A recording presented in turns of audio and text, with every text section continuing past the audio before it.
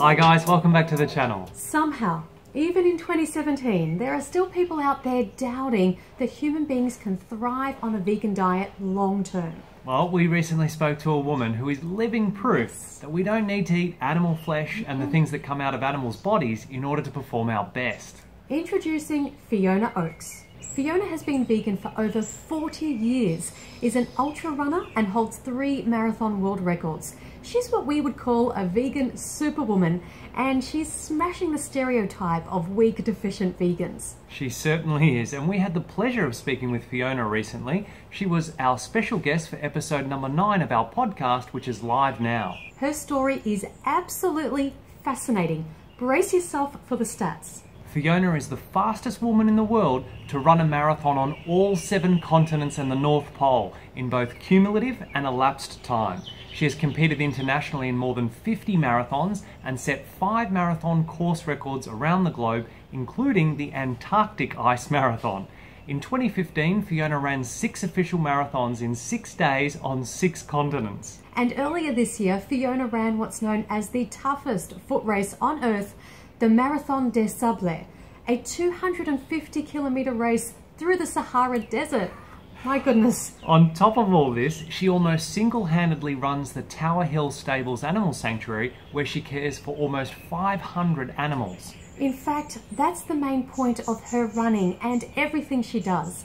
It's for the animals. The incredible thing is that Fiona doesn't even love running. It's amazing. In fact, she's had knee problems her whole life, and as a teenager she was told she may never walk properly again. But she runs because it helps raise awareness about veganism. She's even run a marathon in a cow suit. Fiona's story is so interesting that she currently has a documentary film being made about her. It's called Running for Good, and it's directed by award-winning documentary filmmaker Keegan Kuhn, who also co-directed Cowspiracy and What the Health. What we didn't expect to hear from Fiona was all the negativity that she's experienced about being a vegan runner, particularly from the media, even as a world record holder. Yeah, her stories and her experience were a real insight.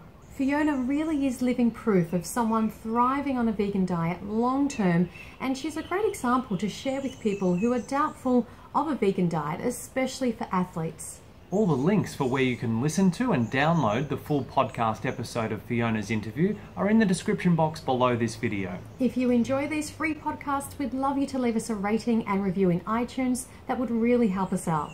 We're going to play you a short clip of the podcast episode now. And we'd love to hear your thoughts on the full interview. You can leave us a comment under the notes for this podcast on our website, linked below. Enjoy this clip, like, share and subscribe. And remember until next time that going vegan is not the most we can do.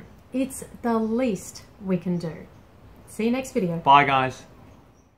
In 2003, when I started to get really good results in marathons, I was running for a vegetarian and cycling and athletics club. There was no vegan runners. And at that time, another guy in the club said, look, Fiona, you're running really quick times. You're getting on these really great start lines.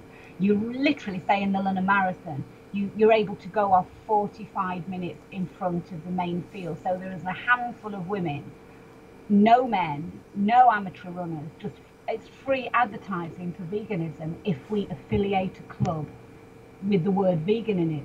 And that's when, in 2004, for my effort in London Marathon, we formed the Vegan Runners, because it was very important to us to be able to literally, in a very basic way, run through the streets of a major city marathon with free advertising for veganism. Because that's the one thing that I've found throughout my running career. It's very hard to get the positive publicity you deserve on a plant-based diet, doing so well. But as soon as any negativity comes up, it's splashed up in the media. And when I returned from Namibia last year, I'd done a stage race in Namibia. And it was kind of interesting in that some of the slower runners got, chased by lions, and the camp was surrounded by hyenas. It was one of these kind of on the skeleton coaches. And when I arrived home, the BBC rang me, and I kind of thought, oh yeah, they want to talk about the race I've just done perhaps. And they said, no, we really want to talk about the woman who died on Everest recently. She was a vegan. I said, well, yes, and your point being. And they said, well, did you know her? I I said, well, no. There are like 11 vegans in the whole world. And, we all know. And he was quite shocked. And he said, but she was a vegan. And I said, that's got nothing to do with her dying on Everest. For goodness sake, why ever would you think that? In fact, I had a friend who passed away, sadly, the year before, attempting, he was going actually to Base Camp 1.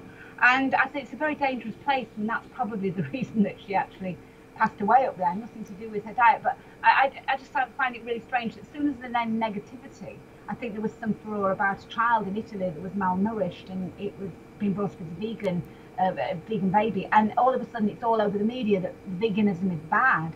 But it's very, very hard when you do something really, really positive or like break world records to get that very positive side of veganism into the media. So I think it's as soon as you put on a vegan runner shirt or anything with a message on, it's kind of a very great responsibility to always perform very, very well over and above what you probably normally dig out of yourself. Yeah, we completely understand what you're talking about here, Fiona.